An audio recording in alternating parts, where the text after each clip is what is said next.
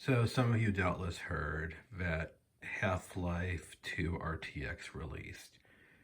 And some of you have seen my earlier videos where I played on the minimum system specifications PC and what it ran like. And it occurs to me we're at sort of a similar moment where the hardware is only just catching up. This is exactly the sort of computer that would have been decent but not great for Half-Life 2 RTX.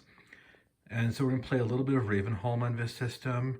Then we're going to play a little bit of Half-Life 2 RTX doing Ravenholm on my main system, which is Ryzen 4900X and GeForce 4070 Ti Super. We'll see which one gets better frame rates. There's really very little about this machine which is unusual for its time. It's a very typical late, really early 2000s computer. You've got a Sound Blaster Live, got a network card and PCI slot, and the AGP slot you have a GeForce 380 XGL with 64 megabytes of video RAM. You've got 256 megabytes of system RAM, and you've got a Pentium 4 under this little ventilation hood running at 1.5 gigahertz, so the base model Pentium 4. You can sort of see you've got a spinning hard drive and a floppy disk there, along with a CD-ROM with a CD audio cable. It's typical as it can be for the era. All right, my computer is not at risk. We are not actually on the internet, and we're not too worried about that. But we are now on the minimum specifications computer, and let's start Half-Life 2. This has a spinning hard drive, so it's going to take a while to load up.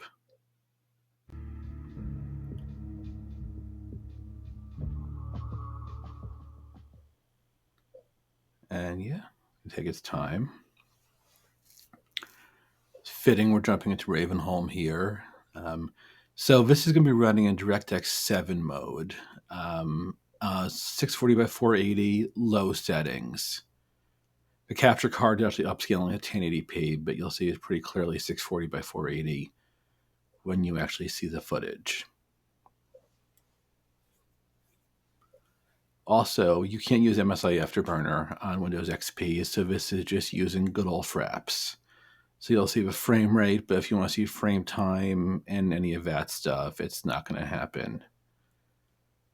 It is striking. There have been a couple of videos comparing Half-Life 2 release and Half-Life 2 RTX, but most of them have been on better hardware, even the excellent Digital Foundry video.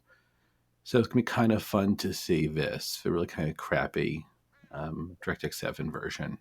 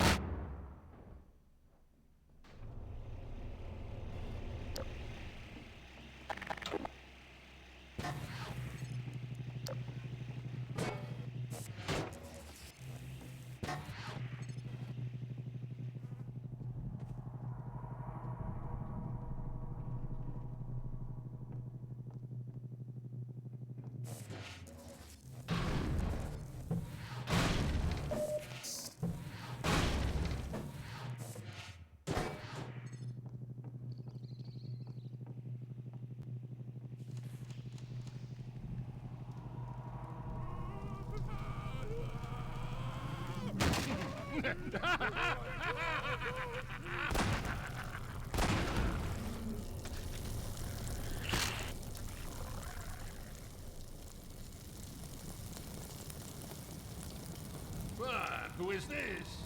Another life to save? I'll keep my eye on you. More than that, I cannot promise.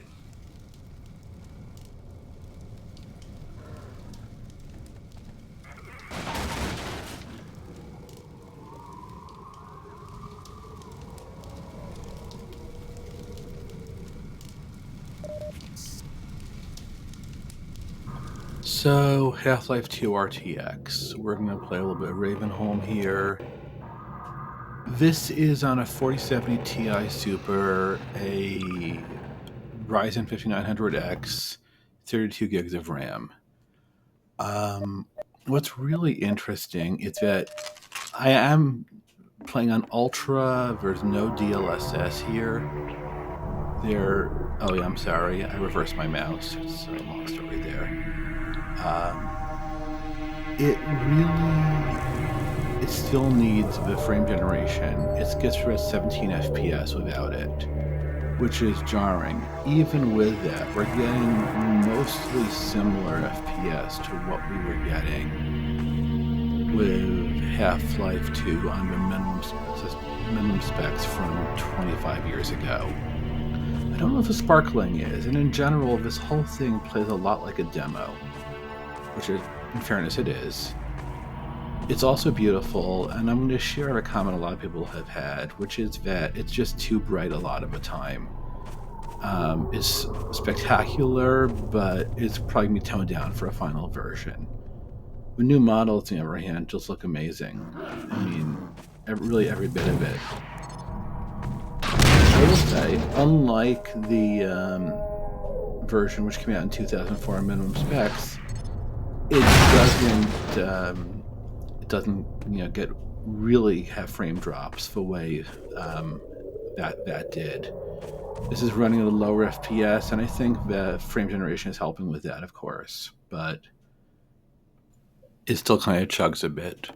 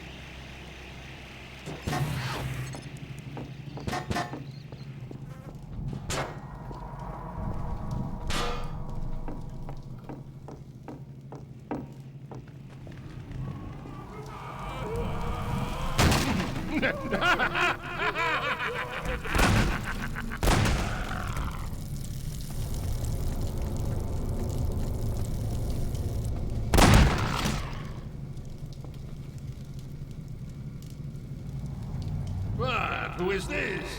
Another life to save? I'll keep my eye on you. More than that, I cannot promise.